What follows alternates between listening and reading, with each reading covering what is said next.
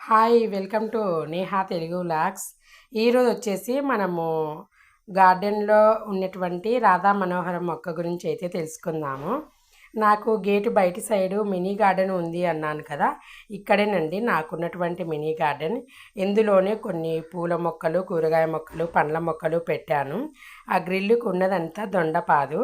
రాధా మనోహరం మొక్క వచ్చేసి ఇక్కడ కింది సైడ్ అయితే వేశాను.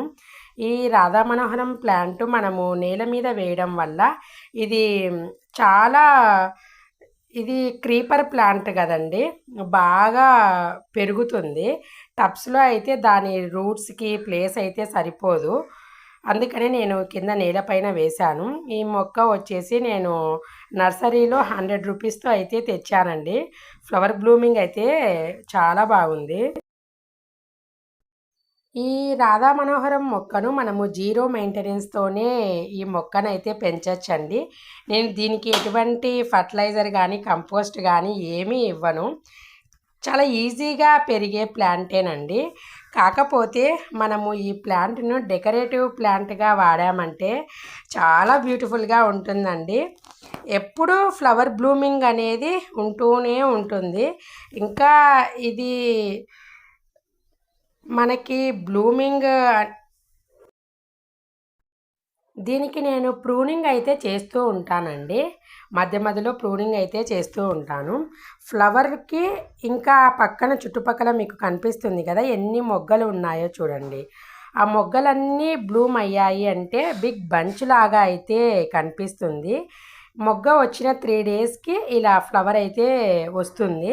ఫస్ట్ వైట్ కలర్లో ఉంటుంది, తర్వాత మెరూన్ కలర్లోకి చేంజ్ అవుతుంది.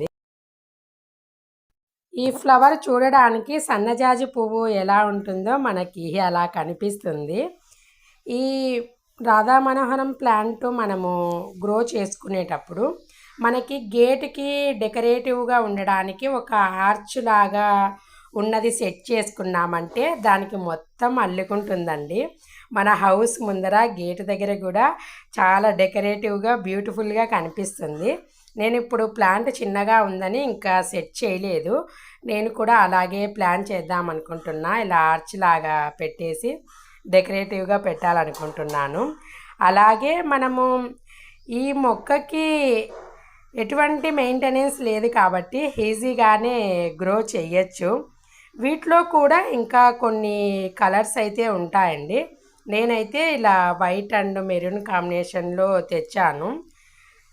పువ్వులు మాత్రం బంచెస్గా వస్తాయి.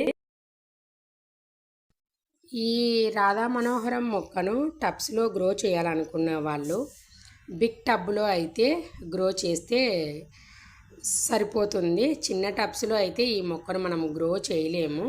ఇది ప్రతి నర్సరీలో దొరుకుతుందండి. నేను ఈ మొక్కను నర్సరీలోనే తెచ్చాను. అలాగే వీటిల్లో 2 టైప్స్ ఉంటాయండి, సింగిల్ పెటలు అండ్ డబల్ పెటలు. నేను వేసిన ఈ రాధా మనోహరం మొక్క మాత్రం డబల్ పెటల్ కూడా ఉంటుంది ఈ రాధా మనోహరం ప్లాంట్లో. అదైతే ఇంకా ఫ్లవర్ బ్లూమ్ అయినప్పుడు గుత్తిలాగా కనిపిస్తుందండి. నేను ఆ మొక్క అయితే వేయలేదు, నర్సరీలో ఇదొక్క ప్లాంటే తెచ్చాను. అలాగే ఫాస్ట్ గ్రోయింగ్ ప్లాంట్ అండి ఈ మొక్క అనేది. మనకి జీరో మెయింటెనెన్స్తో మెయింటైన్ చేయొచ్చు, ఫాస్ట్గా గ్రో అవుతుంది. అలాగే మనకి ఫ్లవర్ బ్లూమింగ్ కూడా చాలా బాగుంటుంది. మనము నేలలో వేసామంటే ఎటువంటి మెయింటెనెన్స్ అవసరం లేదండి, ఈజీగానే గ్రో అవుతుంది. టబ్స్లో వేసినప్పుడు మాత్రం కాస్త మెన్యూర్ అలా ఇస్తే సరిపోతుంది. అలాగే ఈ మొక్కకి మాత్రం నేను కంపల్సరీ ప్రూనింగ్ అయితే చేస్తూ ఉంటానండి. ప్రూనింగ్ చేయడం వల్ల మనకి కొత్తగా బ్రాంచెస్ వచ్చి ఆకులు కూడా లేతగా చిగురించి ఫ్లవర్ బ్లూమింగ్ కూడా ఎక్కువగా ఉంటుంది. మనము దీన్ని కింద ఆర్చ్ లాగా సెట్ చేసుకొని డెకరేటివ్గా అయినా పెట్టుకోవచ్చు. లేదంటే మనము టెర్రస్ పైకి పాకించాము అంటే మన హౌస్ మొత్తము చాలా డెకరేటివ్గా ఉంటుంది. ఎందుకంటే కింది నుంచి పైకి ఏటవాలుగా వెళ్తుంది కదా, ఆ వాల్ మన హౌస్ మొత్తము చాలా కలర్ఫుల్గా బ్యూటిఫుల్గా కనిపిస్తుంది. ఇవి నైట్ పూట కూడా మనకి ఆ చీకట్లో ఆ ఫ్లవర్ బ్లూమింగ్ అనేది కనిపిస్తూ ఉంటుంది. నేను ఈ రాధా మనోహరం మొక్క పక్కనే ఒక మల్లె పాది కూడా పెంచుతున్నానండి. అది బొండు మల్లి అంటాం కదా, ఆ మల్లె మొక్క పెంచుతున్నాను. ఆ పూల మొక్క పక్కనే ఈ రాధా మనోహరం పూల మొక్క అయితే పెట్టాను. రెండు చాలా బ్యూటిఫుల్గా ఉన్నాయండి. ఈ మొక్క పక్కనే ఉంది. మీకు ఈ వీడియోలో ఎంతవరకు కవర్ చేశానో తెలియదు, కానీ నేనైతే రెండు పక్క పక్కనే పెంచుతున్నాను.